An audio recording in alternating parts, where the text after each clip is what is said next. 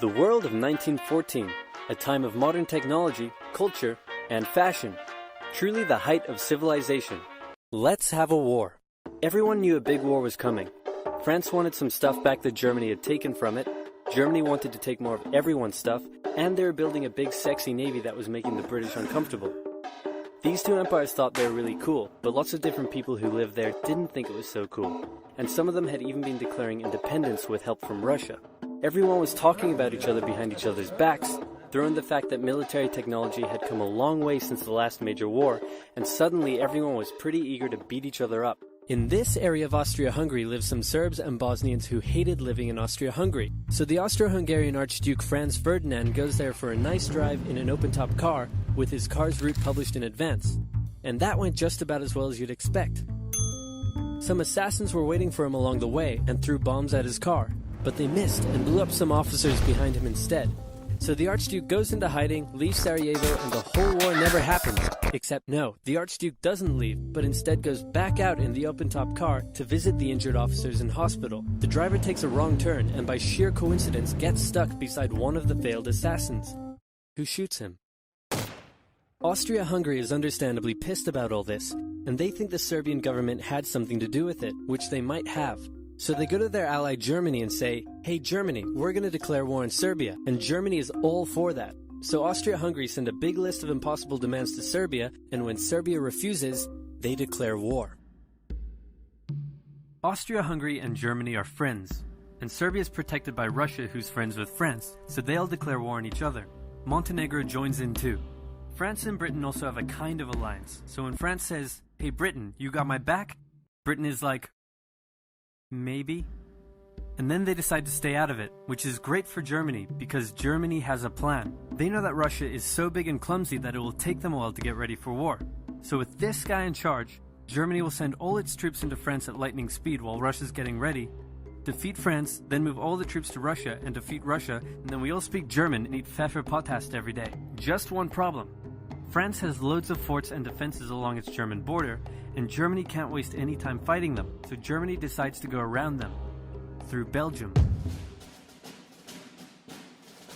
Belgium is neutral, but Germany wants to march 750,000 troops through it to get around France's defenses. They're hoping Belgium will just kind of sit down and shut up, but they don't. They fight back, and they're pretty good too, so they slow the Germans down. What's worse is that Britain shows up, and they're pretty pissed that Germany's invading neutral countries. So now Britain declares war on Germany. So Germany push on through Belgium and commit some atrocities along the way. They also wear spikes and sometimes skulls on their uniform. So if you're trying to not look like the bad guys, good job. The Allies have a propaganda extravaganza, and this starts having an influence around the world, notably in America. The US President Woodrow Wilson sees himself as a bit of a Jesus figure, and spends most of the war trying to get everyone to just hug it out. But there's also a large population of ethnic Germans living in the United States, and when the war first broke out, they were like, "Yay, Germany!" But now that they're committing atrocities in Belgium, they're less enthusiastic. Let's play Spot the French Soldier. Did you see him? Easy, right? He's wearing a bright blue uniform with red trousers. And do you know who else spotted him easily too? The Germans. So when the French were slowly marching in columns through the countryside, the Germans easily tore them to shreds with their giant guns. All the nations involved in this war went in with an old school war mentality, and all of them had to update their uniforms and tactics a lot during the Great War. Because this war was going to be like nothing anyone had ever seen before. Russia's ready for war, and way earlier than expected. Hey Austria-Hungary, can you get on top of that? Oh yeah, sure, we've got this. Nope. So Germany has to send some troops back to the east to defend against the Russians. The chief of staff of the Austro-Hungarian army is this guy, and although he is handsome, he turns out not to be the best military strategist. Austria-Hungary constantly ignores Germany's advice, and then comes running back to Germany whenever they get in trouble.